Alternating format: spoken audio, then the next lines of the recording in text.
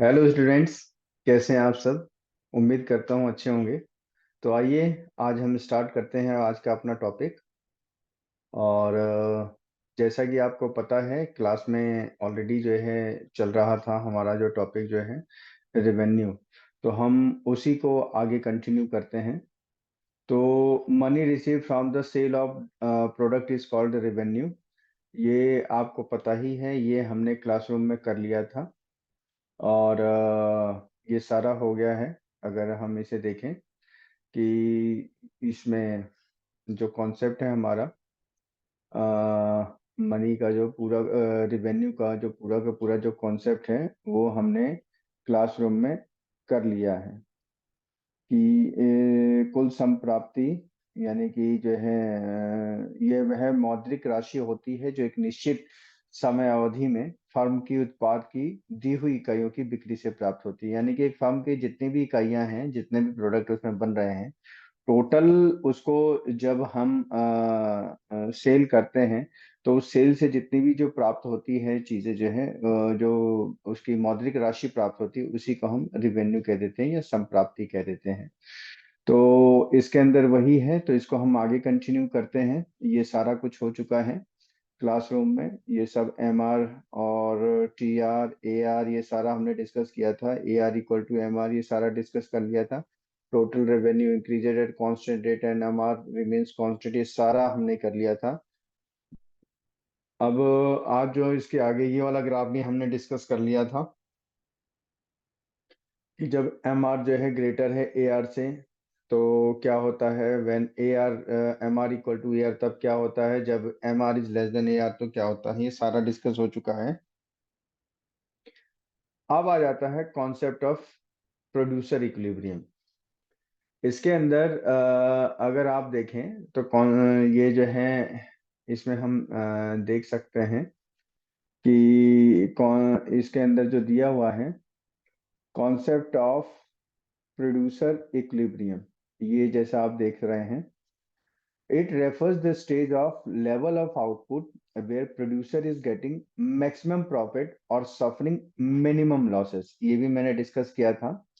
तो यहाँ पे क्या है कि जो है एक ऐसी स्टेज है लेवल ऑफ आउटपुट की, जहां प्रोड्यूसर को मैक्सिमम मैक्सिमम प्रॉफिट हो रहा है और मिनिमम लॉस हो रहा है। तो मिनिमम लॉस का क्या हो जाएगा? मिनिमम लॉस का मतलब होगा जीरो, और मैक्सिमम प्रॉफिट का क्या मतलब होगा? 100% प्रॉफिट।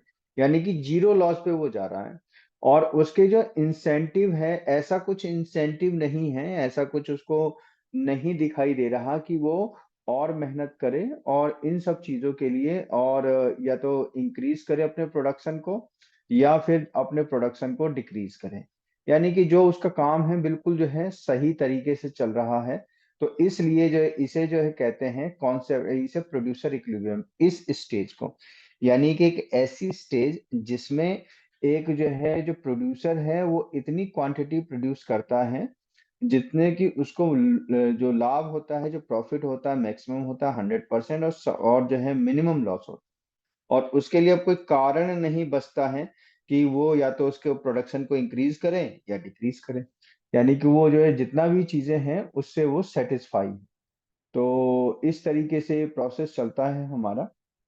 अब इसमें जो देख लेते हैं आगे हम, जो हिंदी मीडियम वाले विद्यार्थी हैं वो कृपया ध्यान देंगे अब इसमें। अ, हिंदी मीडियम वालों के लिए मैं बता देता हूँ। प्रोड्यूसर इक्विलिब्रियम ये सारा हम कर चुके हैं क्लासरूम में, ये देखा हमने। उत्पादक संतुलन की अवधारणा, ये देखिए। उत्पादक से अभिप्राय उत्पादन की वह संतुलन, यानी कि उत्पादक संतुलन की अवस्था से अभिप्राय उत्पादन की संतुलन की वह अवस्था है जिसमें उत्पादक को लाभ, प्राप्त होने वाले लाभ अधिकतम होता है। यानी कि जो लाभ हो रहा है उसको ये अधिकतम लाभ होता है। लाभ जो है वो अधिकतम है, अधिकतम हो रहा है लाभ हमारा।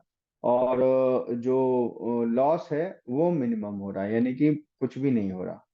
तो इस तरीके से इसके अंदर जो है दोनों चीजें इसमें बताई गई हैं कि किस तरीके से हम इसमें कर सकते हैं। लाभ जो है अगर हम देख रहे हैं तो लाभ इसमें अधिकतम हो रहा है, और जिसमें वह किसी प्रकार का परिवर्तन पसंद नहीं कर रहा। तो अधिकतम का मतलब वही है, 100% उसको प्रॉफिट हो रहा है और उसमें कोई परिवर्तन क्यों चाहेगा। अगर कोई भी प्रोड्यूसर है, उत्पादक है, उसको जो है सारी चीजें मिल रही हैं, हो रही हैं, प्रॉफिट उसको 100% मिल रहा है, तो उसमें कोई परिवर्तन भी नहीं चाहेगा।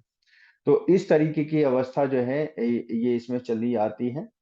अब हम इसके आगे का देख लेते हैं, इसमें किस तरीके से है आगे।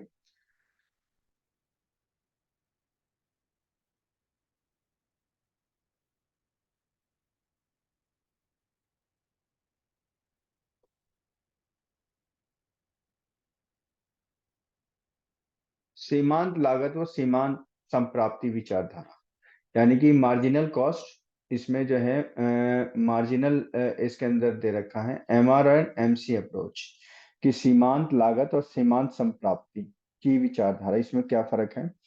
इस विचारधारा के अनुसार संतुलन की शर्तें, जैसा कि फिगर 3.16 में दिखाया गया है, अगर हम इसमें देख लें कि फिगर नंबर 3.16, अगर हम, और इसमें जो है इंग्लिश मीडियम वालों में फिगर नंबर 3.15 है। इसमें देखिए, ये A R equal to M R है। ए आर हमने क्या लिया था, प्राइस लिया था। एम आर क्या रहा था, इसका जो मार्जिनल रिवेन्यू। और एम सी क्या है, मार्जिनल कॉस्ट है। तो ये देखिए इसके अंदर क्या है, when M C equal to M R at the point E, इसमें यह है condition of producer equilibrium according to this approach R. इसमें प्रोड्यूसर इक्विलिब्रियम की जो हम कंडीशन को इसके अकॉर्डिंग कर रहे हैं, जैसे इसमें अगर हम देखें तो एक्स एक्सिस पे आउटपुट है और वाई एक्सिस पे हमारा रिवेन्यू है, और M R equal to A R है, यानी कि ये बिल्कुल कांस्टेंट है। जितना भी रिवेन्यू हमारा जनरेट हो रहा है वो रिवेन्यू बिल्कुल एवरेज प्राइस के, यानी मार्जिनल रिवेन्यू और एवरेज रिवेन्यू, यानी एवरेज रिवेन्यू कॉस्ट और मार्जिनल रिवेन्यू दोनों सेम है इसमें, इसमें कोई भी परिवर्तन नहीं है। तो यहाँ पे अगर हम देखें तो एम आर और एम सी और एम आर, ये देखिए जो पॉइंट ई है हमारा, मैं आपको दिखा देता हूँ। ये वाला जो पॉइंट ई, ये पॉइंट ई यहाँ पे दिखाई दे रहा है आपको। ये देखिए, ये जो पॉइंट ई है, ये एक पॉइंट ऐसा है कि M C equal to M R, यहाँ पे एम सी भी है क्योंकि इंटरसेक्टिंग पॉइंट है। अगर एम आर की लाइन देखें तो एम आर की लाइन कौन सी है, एम आर की लाइन ये वाली है, ये जो आ रही है ऐसे, ये एक्स एक्सिस के पैरेलल है। और एम सी की लाइन कौन सी है, एम सी का एक कर्व है, ये देखिए ये कर्व है ऐसे, ये कर्व इस तरीके से जा रहा है। तो ये दोनों एक दूसरे को कहाँ इंटरसेक्ट कर रहे हैं, ये एक दूसरे को जो काट रहे हैं, ये काट रहे हैं हमारे जो है पॉइंट ई पर।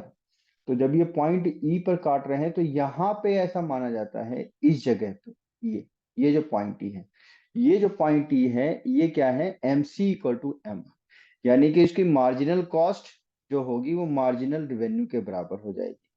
यानी कि इसमें जो है, अब इसका क्या मतलब हुआ, उसकी जो कॉस्ट आ रही है पर एक यूनिट एक्स्ट्रा कॉस्ट जो आ रही है, यानी एक यूनिट जो एक्स्ट्रा जो बनाया जा रहा है, उसकी जो कॉस्ट है और उसका जो एक यूनिट एक्स्ट्रा बेचने पे जो उसको रेवेन्यू आ रहा है, वो दोनों बराबर हो जाती है। MC curve should cut the M R curve from below at the point of equilibrium, जैसा कि इसमें दिखाया गया है। तो ये नीचे से आता है, देखिए अगर जैसे क्या होता है, जो एमसी होता है, मार्जिनल कॉस्ट जो होती है, पहले जो है ज्यादा होती है, फिर धीरे धीरे धीरे कम होती चली जाती है, जैसे जो है आउटपुट बढ़ती है। फिर एक प्रोसेस आता है, एक स्थिति आती है जब मार्जिनल कॉस्ट जो है आउटपुट के बढ़ने पर और ज्यादा बढ़ता चला जाता है, यानी कि और ज्यादा प्रोडक्शन होता चला जाता है, तो इसलिए ये कर्व बढ़ रहा है। और यहाँ पे जो रिवेन्यू आ रहा है हमारा, मान लीजिए कि जैसे एक फैक्ट्री लगाई किसी ने, और उसने जो है पहले जो है 10 या 1,000 पेन जो है प्रोड्यूस किए, सॉरी 1,000 पेन प्रोड्यूस किए। अब 1,000 पेन प्रोड्यूस करने में एक पर्टिकुलर कॉस्ट है यहाँ पर, और इसके बाद जैसे जैसे क्या होगा, वो आउटपुट अपनी बढ़ाता जाएगा, तो उसमें क्या होगा, एक पर्टिकुलर टाइम पे वो इतनी जो है रिवेन्यू आ जाएगा, यानी कि उसमें जो है उसकी कॉस्ट भी कम होती चली जाएगी जैसे जैसे वो प्रोडक्शन बढ़ाए। यानी कि ज्यादा पेन प्रोड्यूस करेगा तो अब ज्यादा उसमें कॉस्ट की जरूरत नहीं पड़ती है, कमी कॉस्ट चाहिए होती है।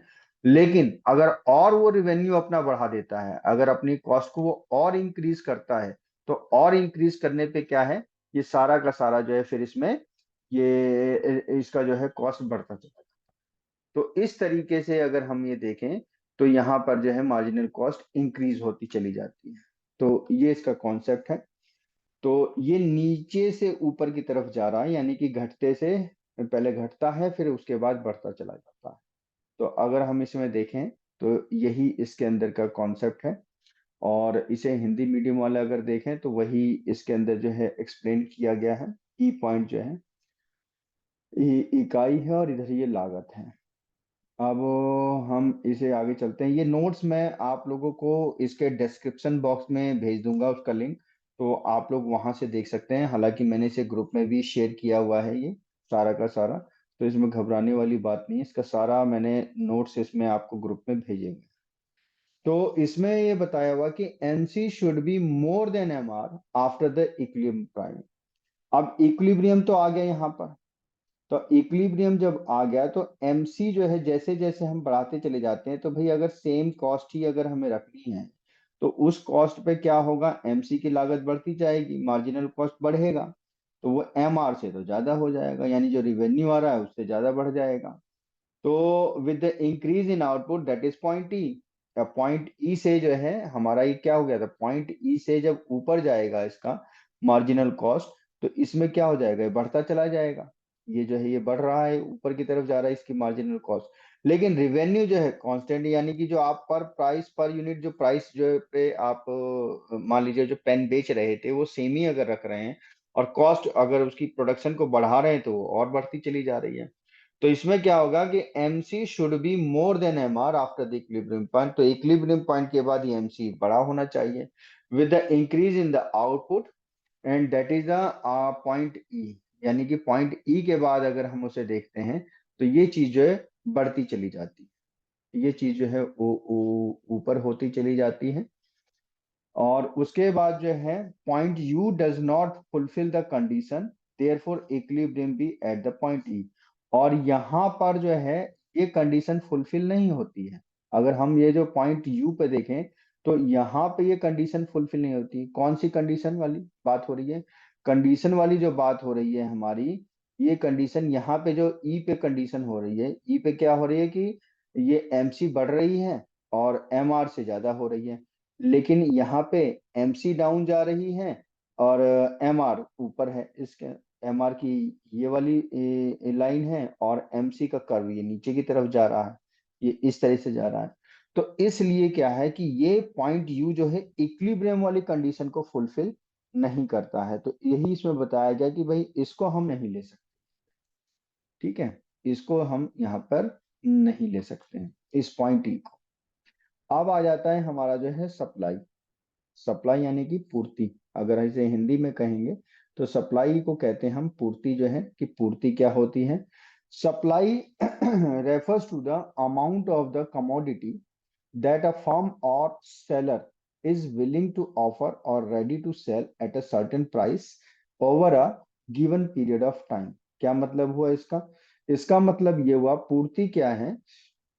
पूर्ति को भी हम देख लेते हैं। पूर्ति, जब एक विक्रेता किसी वस्तु की विभिन्न कीमतों पर तथा निश्चित समय अवधि में जितनी मात्रा बेचने के लिए तैयार होता है उसे उस वस्तु की पूर्ति कहते हैं, यानी कि सप्लाई साइड। अब आप देखिए मार्केट में कोई भी प्रोडक्ट, यानी कि जो प्रोड्यूसर ने जो एक प्रोडक्ट बनाया, मान लीजिए पेन बनाया या फिर फ्रिज बनाया या एसी बनाया, ये XYZ कोई भी प्रोडक्ट अगर कुछ बनाता है तो एक निश्चित समय अवधि में जितनी मात्रा मात्रा बेचने के लिए तैयार होता है किसी विभिन्न कीमतों पर। तो मान लीजिए कि अब वो कह रहा है कि किसी किसी मार्केट में उसने कह दिया, मान लीजिए कि एक जो है हम छोटा सा एग्जांपल लेते हैं कि उसने एक टॉय बनाया। वो टॉय एक मार्केट में तो 50 रुपए में बेच रहा है, एक मार्केट में वो जो है 100 रुपीज में बेच रहा है। ऑनलाइन वो ज्यादा बेच रहा है महंगा, और जो है और क्योंकि उसमें जो उसकी जो शिपिंग कॉस्ट भी इंक्लूड हो जाती है।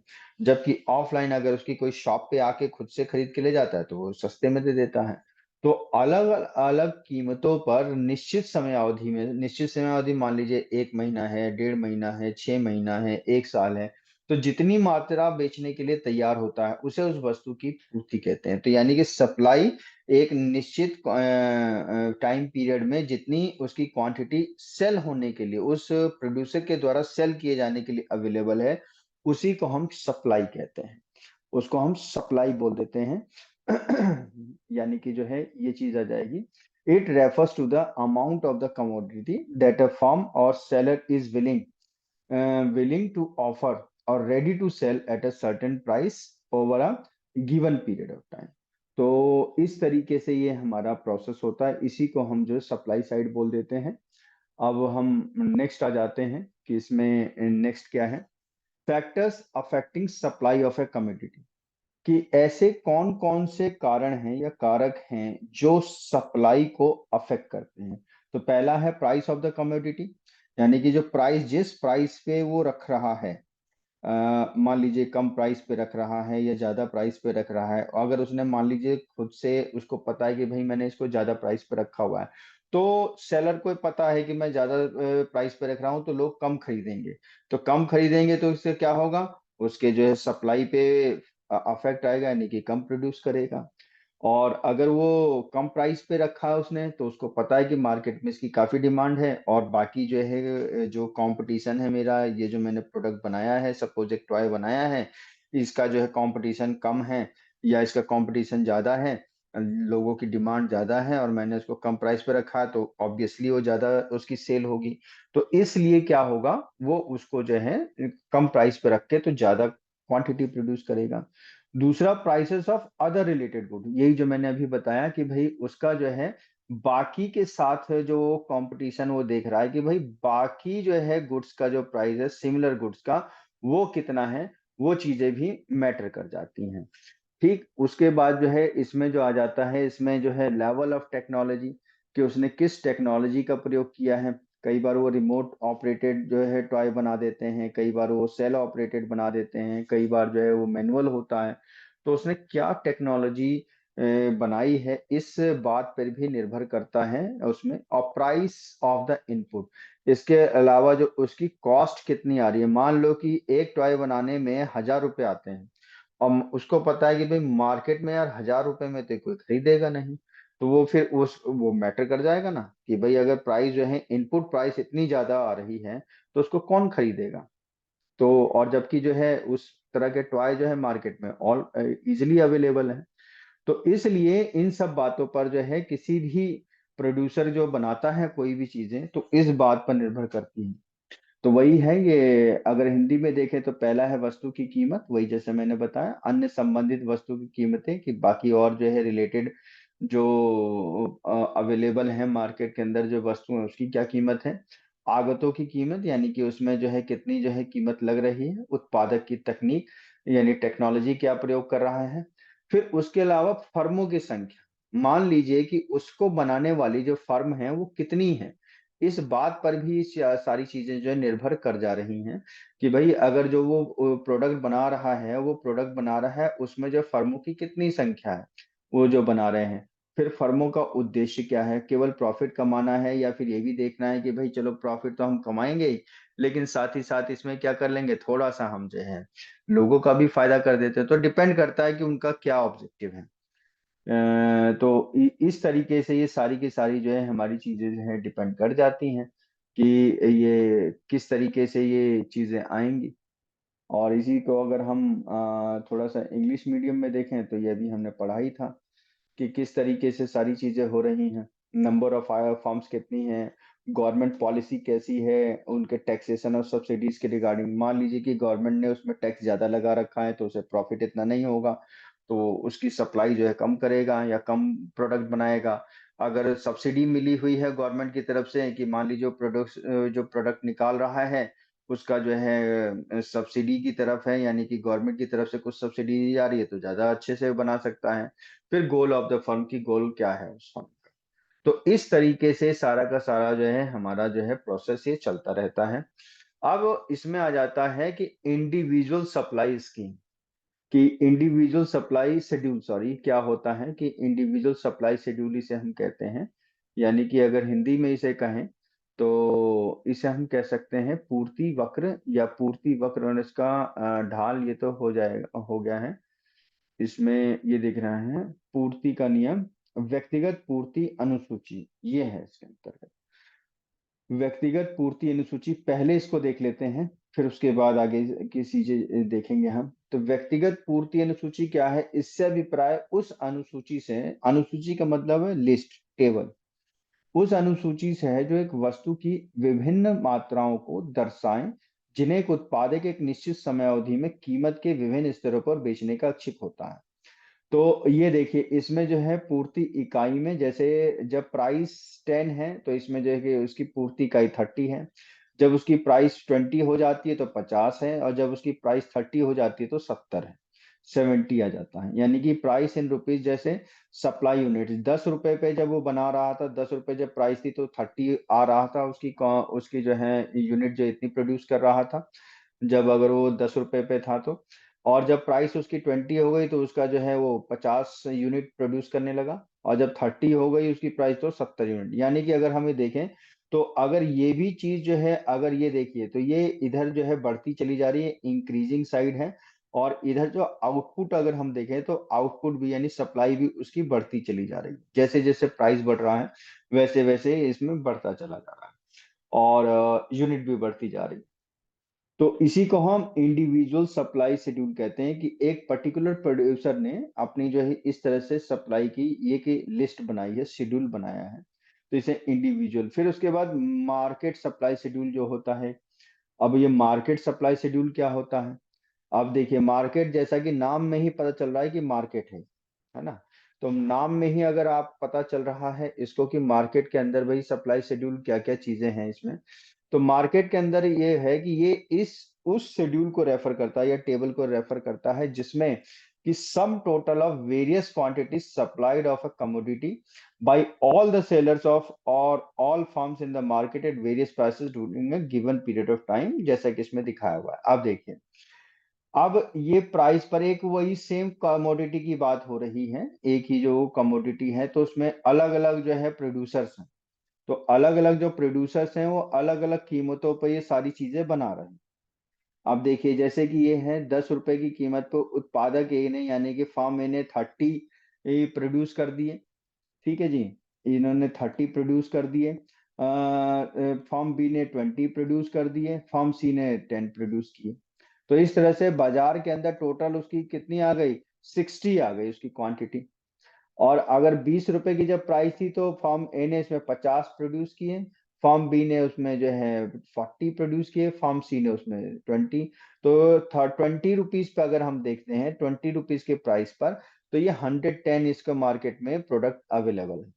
इसी तरीके से अगर 30 पे देखते हैं तो 30 पे ये आ जाता है हमारा फॉर्म ए 70, फॉर्म बी हमारा 60, फॉर्म सी हमारा जो है 30, और जो है बाजार में हो जाता है 160। तो अगर कुल देखें मिला के, तो जैसे अभी हमने ऊपर देखा था, इधर जैसे जैसे प्राइस इसकी इंक्रीज कर रही है, जैसे जैसे प्राइस इसकी इंक्रीज कर रही है, तो मार्केट में जो इसकी सप्लाई साइड है वो भी इंक्रीज करती चली जा रही है, यानी कि लोग इसको खरीदते जा रहे हैं, बेशक इसकी जो प्राइस बढ़ रही है। तो इसी को कि उस प्रोडक्ट को अलग अलग फर्म्स किस किस प्राइस रेंज पर, किस प्राइस पॉइंट पर कितना कितना प्रोड्यूस कर रहे हैं और मार्केट में उसकी सप्लाई कितनी है, इसी को जो है हम कहते हैं मार्केट शेड्यूल।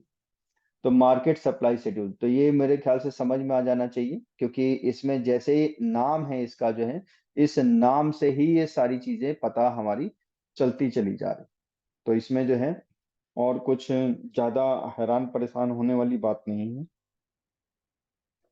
तो ये आ जाता है हमारा। अब उसके बाद आ जाता है हमारा स्टॉक, कि स्टॉक क्या होते हैं, स्टॉक किसे कहते हैं।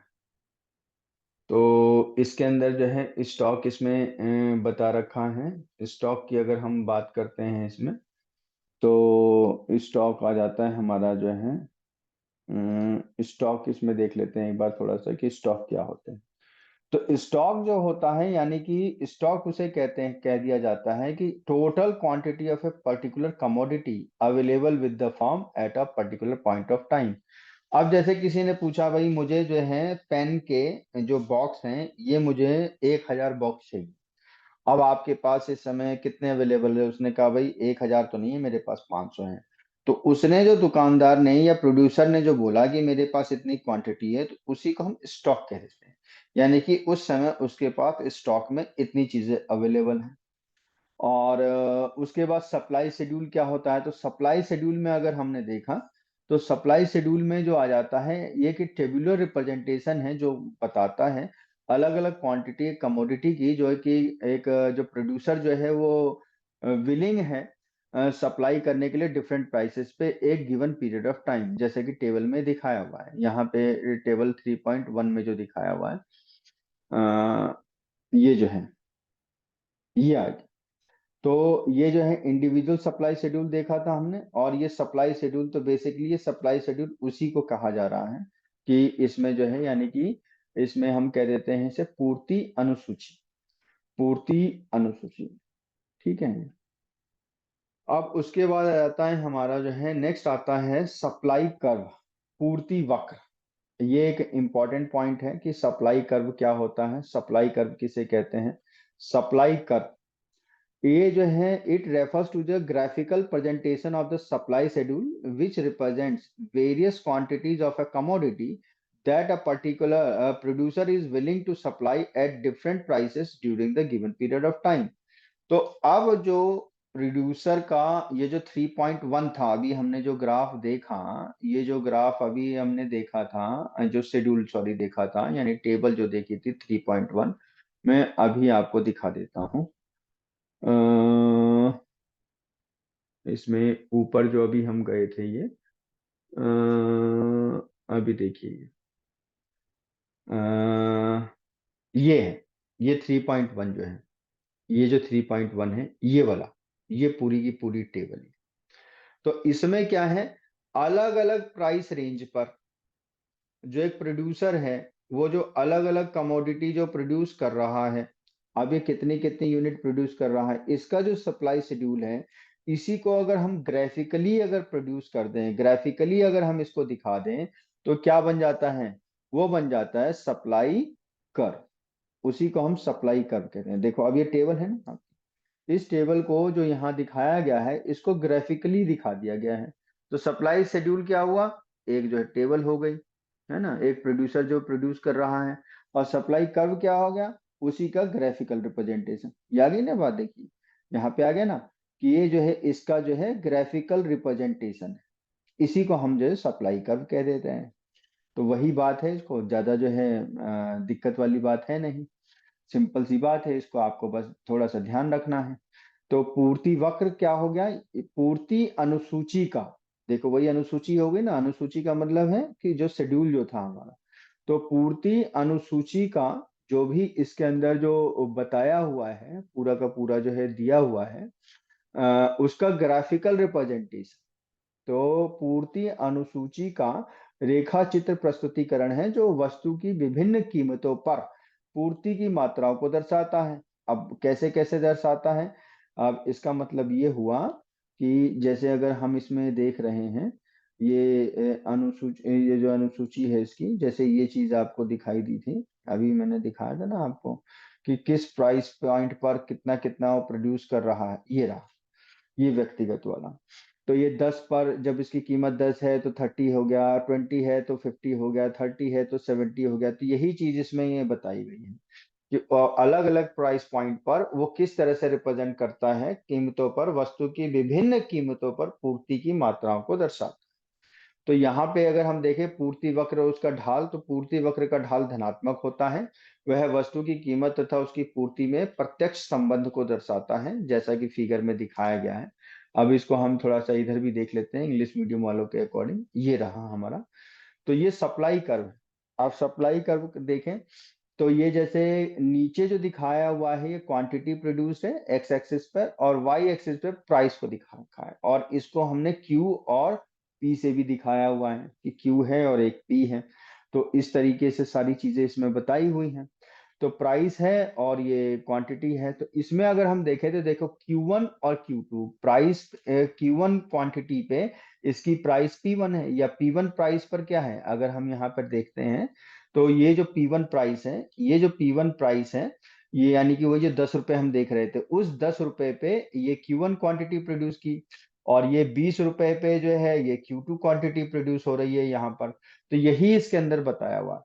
तो इसमें क्या होता है, y अपॉन x, यानी कि AP, यहां से ये AP हो गया, y एक्सिस पे जो इसका आया डिफरेंस, और x एक्सिस पे जो डिफरेंस आया, x एक्सिस पे क्या डिफरेंस आया, ये आया AQ। तो अगर हम इसमें निकालेंगे अगर हम इसमें कर्व नहीं, इसका जो है स्लोप निकालते हैं, तो स्लोप का मतलब ये हो गया, अभी देखिए आपको स्लोप भी दिखाते हैं। स्लोप का क्या मतलब हुआ? स्लोप का मतलब हो गया ये रुकिए मैं आपको दिखा देता हूँ। स्लोप का मतलब हो गया, ये देखिए स्लोप जो आ जाएगा वो आ जाएगा delta Q upon delta P. ये तो खैर परसेंटेज चेंज इन्होंने दिखा दिया, परसेंटेज चेंज इन्होंने इसमें शो किया है। ये देखिए यहाँ पर delta P upon delta Q. Delta P कौन सा है? वाई वाला, और डेल्टा क्यू कौन सा है? एक्स वाला।